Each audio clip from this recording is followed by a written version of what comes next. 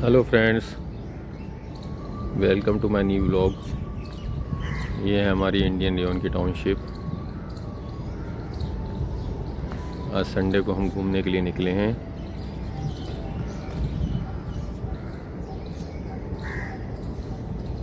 ये है निशु नीहू।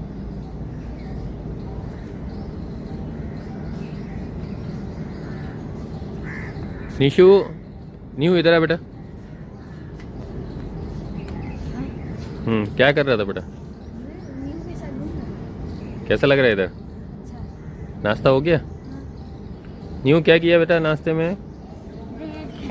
ब्रेड खाया। और निशु तुमने क्या किया? इडली। हाँ तो फ्रेंड्स, इडली और ब्रेड का ब्रेकफास्ट हो गया है।